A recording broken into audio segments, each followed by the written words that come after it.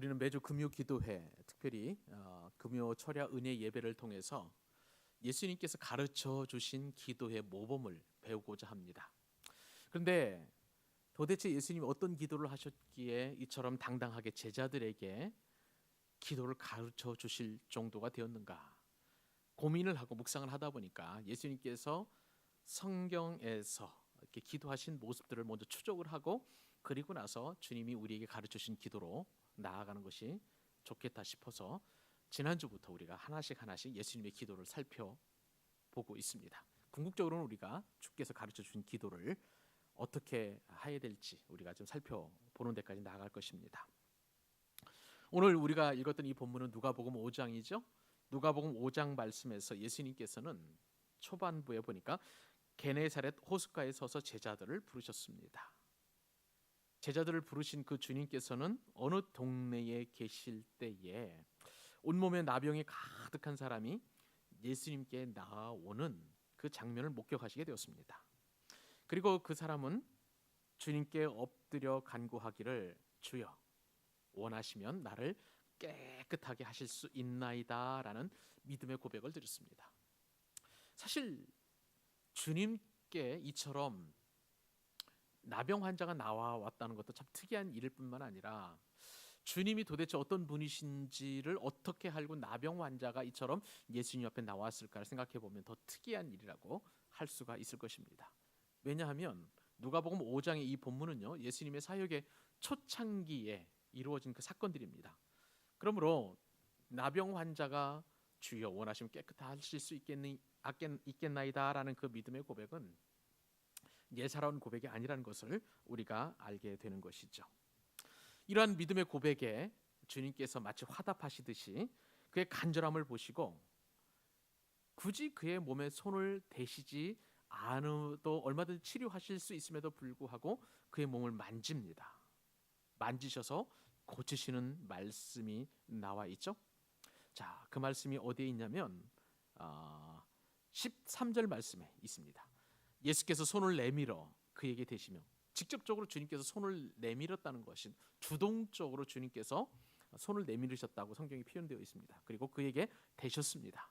그리고 이르시되 그 나병 환자의 소원처럼 내가 원하노니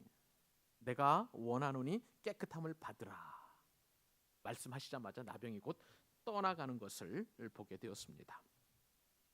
자, 이 사건은요, 사실 그때 당시의 율법의 기준으로 보면은 이것은 상상할 수도 없는 그러한 일이었습니다. 구약의 가르침에 따르면 우리가 잘 아는 것처럼 부정한 사람과 접촉하게 되면 접촉한 그 사람도 아무리 정결한 사람이라 할지라도 부정하게 되는 그런 율법 조항이 있었습니다. 그 당시 유대인들에게 이 부정한 사람이라는 것은 여러 가지 부류가 있습니다. 죄인들도 있을 수 있겠죠. 세리도 또한 부정한 사람들 가운데 한 사람들이었습니다. 창녀들도 부정한 사람들이었습니다.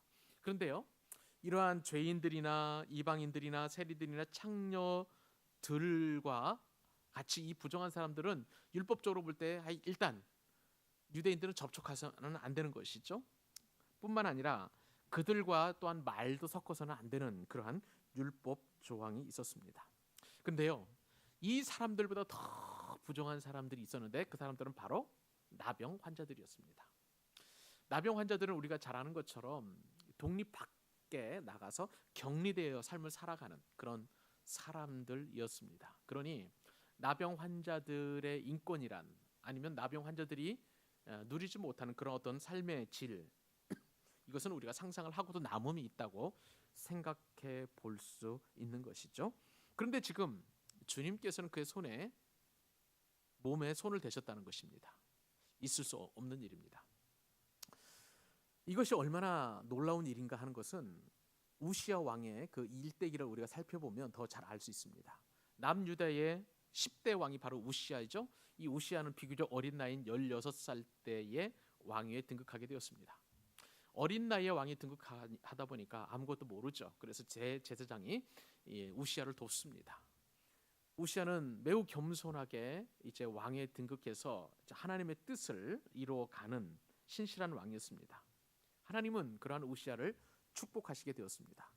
그래서 우시아에게 어떤 은혜를 주시냐면 블레셋을 물리치는 그런 은혜를 주시죠. 그리고 아라비아와 마온을 칠 수 있는 그런 강력한 힘을 주셨습니다. 뿐만 아니죠.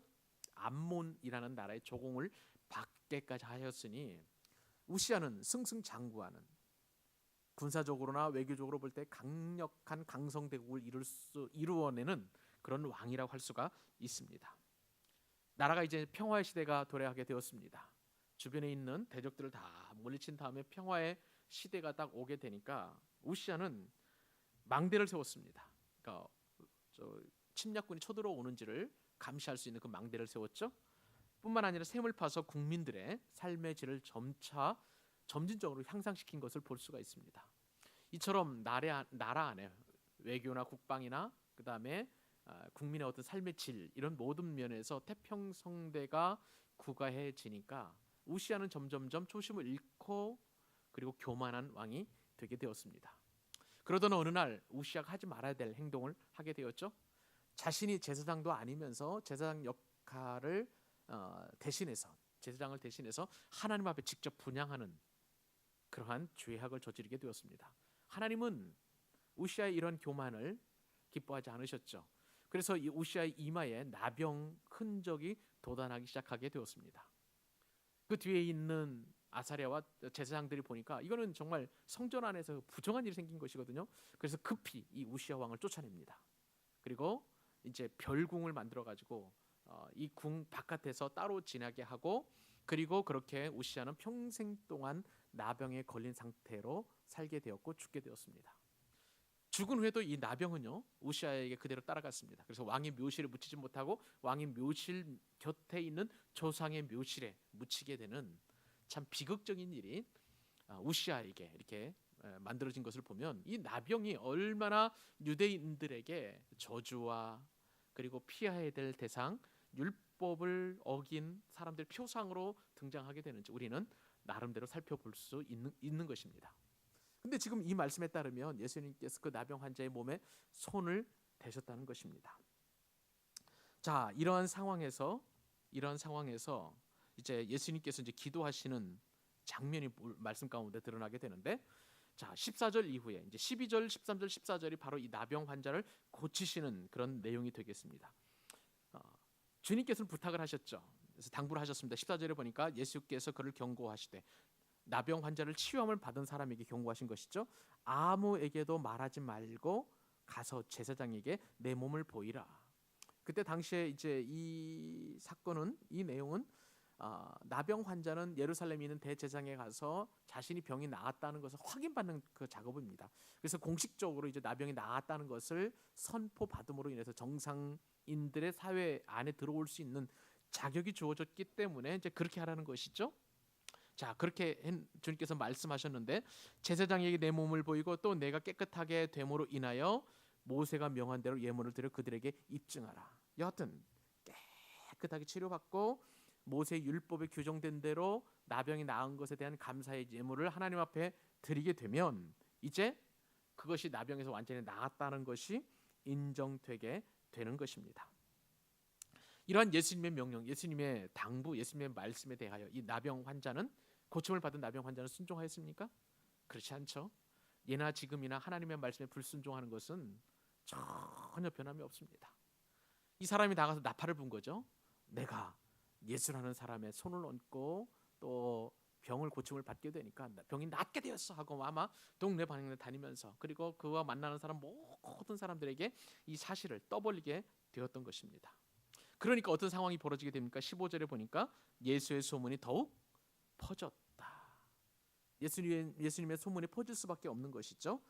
자, 그런데 이 상황에서 오늘 본문이 이제 우리가 등장하게 되는데, 이 상황에서 예수님께서 기도하시게 된 것입니다. 우리 그런 은혜를 더 사모하시는 마음으로 15절과 16절 말씀 다시 한번 읽어보도록 하십시다. 시작. 예수의 소문이 더욱 퍼짐에 수많은 무리가 말씀도 듣고 자기 병도 고침을 받고 물러가서 한적한 곳에서 기도하시니라. 아멘. 사실 오늘 본문에 대한 우리나라의 그 개역 개정 성경은 원어적인 의미를 잘 드러내지 못한다는 면에서 좀 아쉬움이 있는 번역입니다. 영어 성경에는 이제 의미 있는 번역이 되어서 조금 다른 성경을 보니까 좀 더 이렇게 원문에 입각해서 번역한 내용이 있는데, 우선 이 번역이 좀 아쉬운 것은 뭐냐면은요, 헬라어 동사에는 어떤 습관적인 동사가 나타내는 어떤 습관적인 어떤 모습들이 담겨져 있는데, 우리나라 성경에는 그러한 모습들이 담겨져 있지 않다는 면에서 아쉽다고 말씀을 드리는 것입니다. 우선 15절에 보니까 두 동사가 나오죠. 예수의 소문이 더욱 어떻다는 것입니까? 퍼졌다. 퍼졌다라는 단어는 헬라어로 디에르케토라는 그런 단어를 쓰고요. 그 다음에 이러한 퍼진 그런 소문을 듣고 수많은 무리가 말씀도 듣고, 그 다음에 어떻게 됩니까? 자기 병도 고침을 받고자 하여 그 다음에 모였다라고 성경에 되어 있습니다. 이 모였다는 것은 시네르켄토라는 그런 단어를 쓰고요. 또 16절에 주 동사가 있습니다. 우리는 뭐 이제 주동사 보조동사가 좀 잘 명확하게 구분되지 않습니다만, 우리나라에는 헬라어는 그게 분명하죠. 여기에 보면은 16절에서 주 동사는 비동사 이제 n이 들어갑니다. n. 근데 디에르케토와 슈네르콘토와 이 n이라는 동사는요, 원문에 보면은 다 미완료 시제예요. 다 미완료 시제입니다. 그리고 또 여기에 이제 있다라는 그 주동사를 수식하는 동사가 이제 분사 형태로, 이제 현재 분사 형태로 들어가 있는데, 물러가다라는 것이 있죠. 물러가다.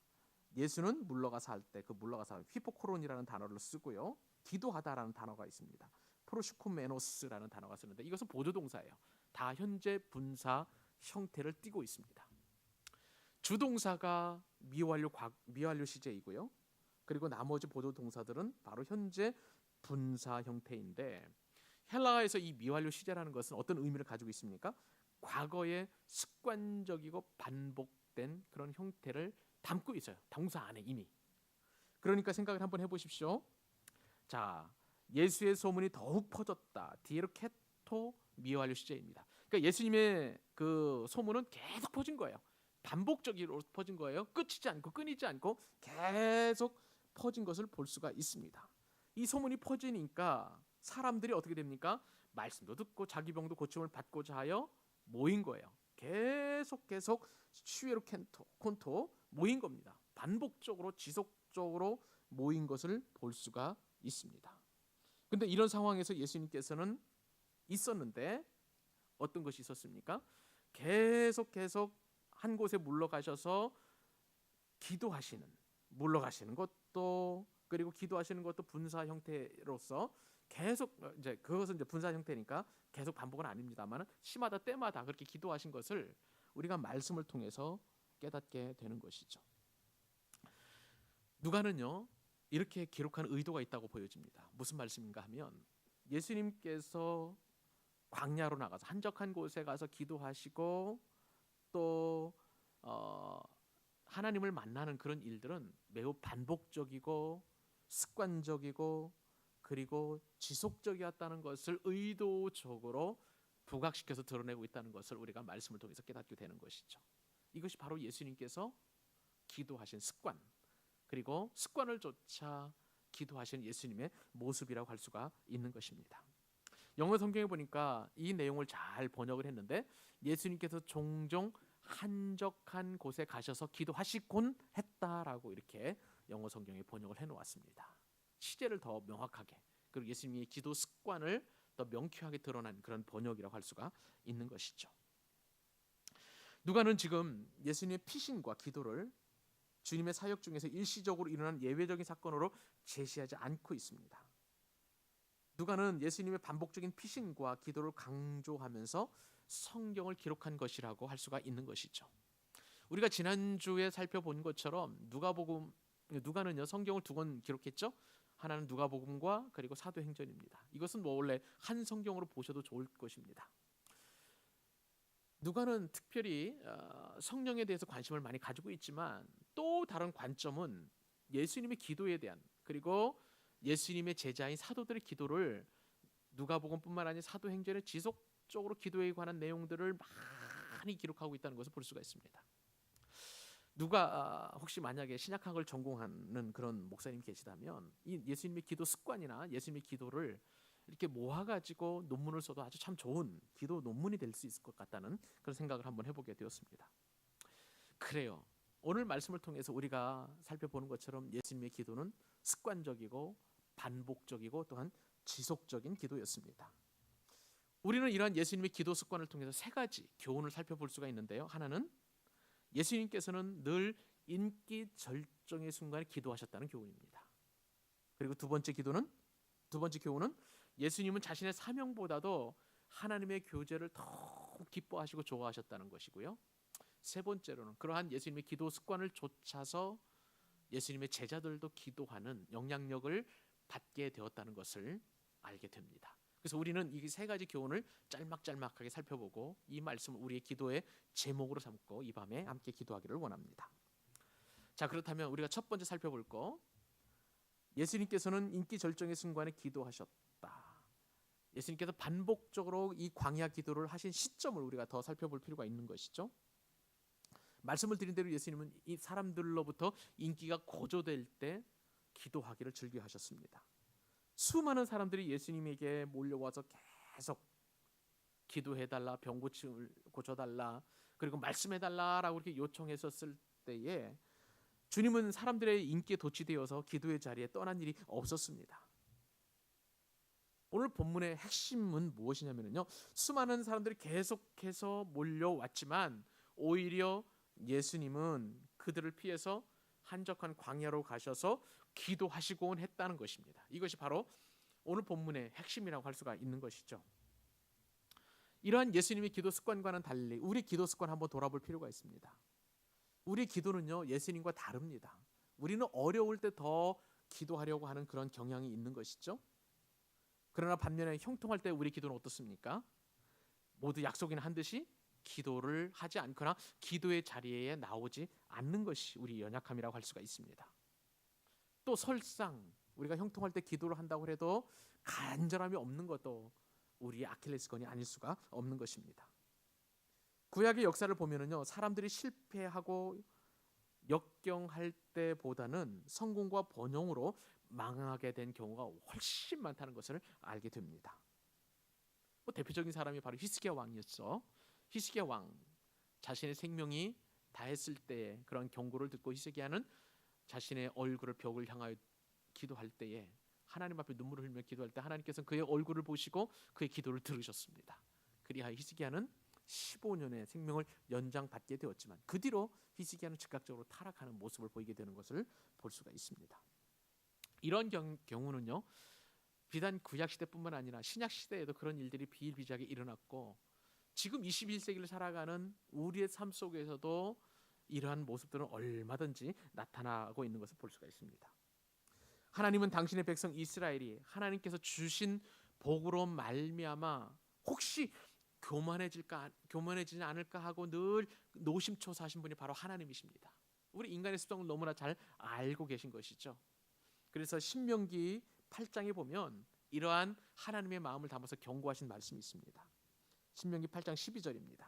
네가 먹어서 배부르고 아름다운 집을 짓고 거주하게 되며 또 내 소와 양이 번성하며 내 은금이 증식되며 내 소유가 다 풍부하게 될 때, 그 다음 말씀, 내 마음이 교만하여 내 하나님 여호와를 잊어버릴까 염려하노라.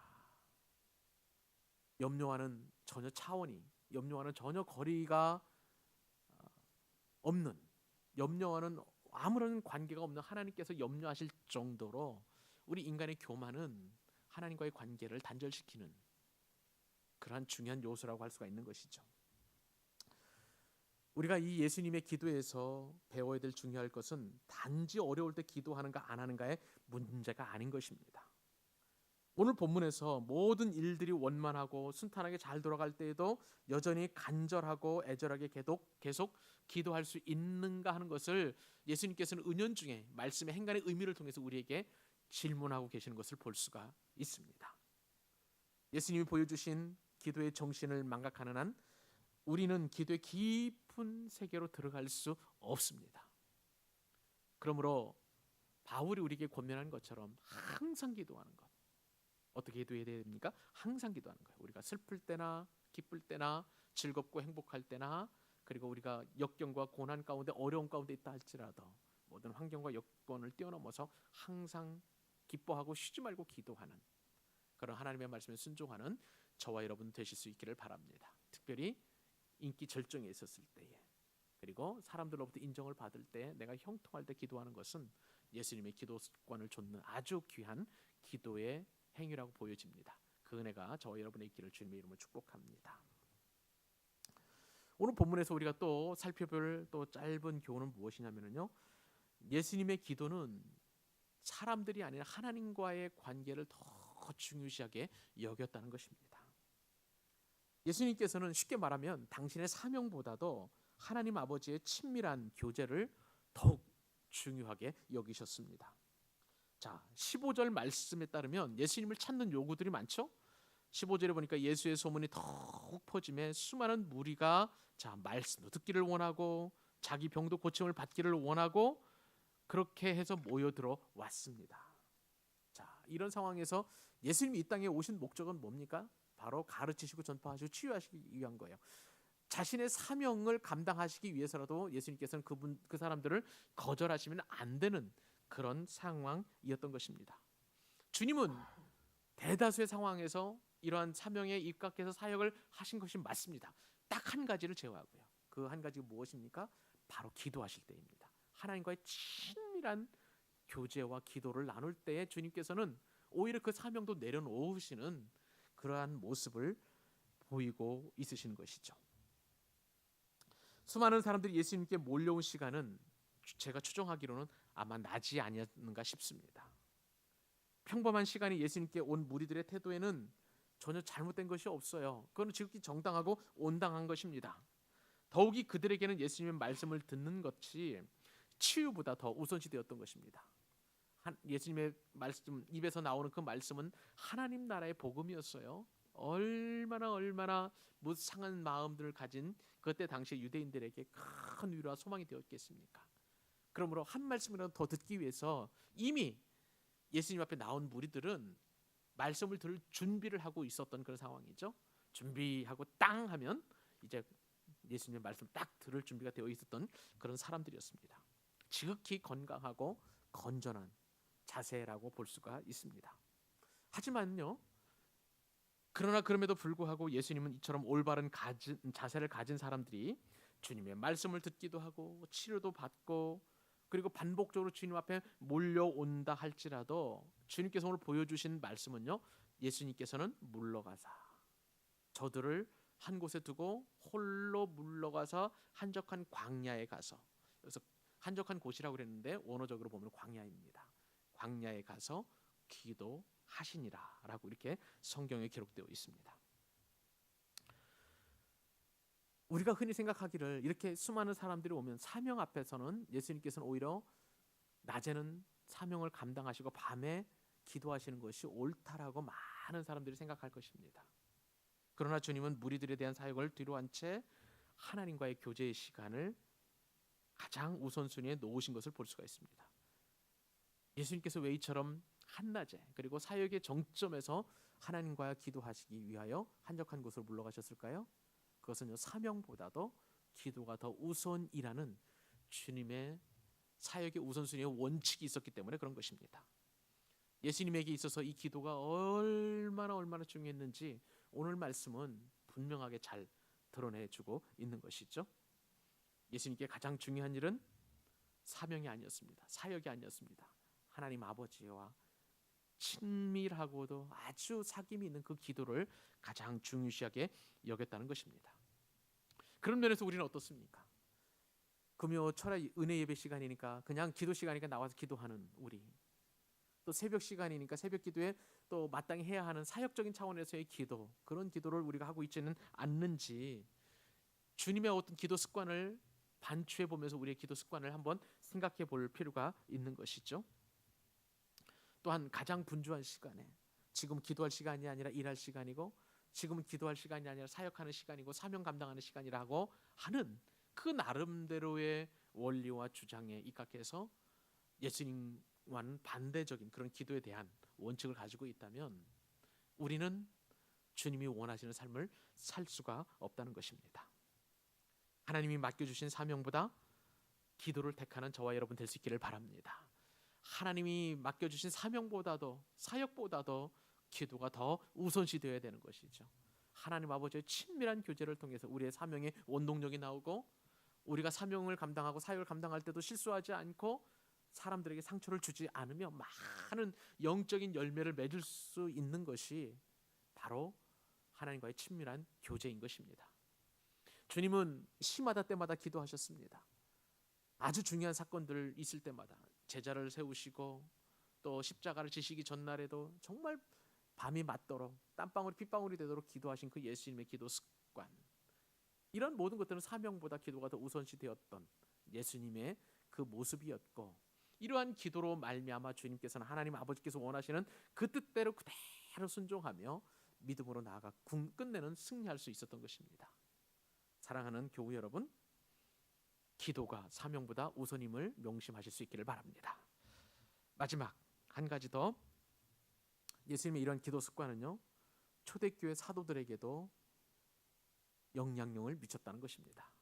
말씀을 드린 대로 사도행전에 넘어가면 이제 예수님의 기도가 아닌 사도들의 기도가 나옵니다.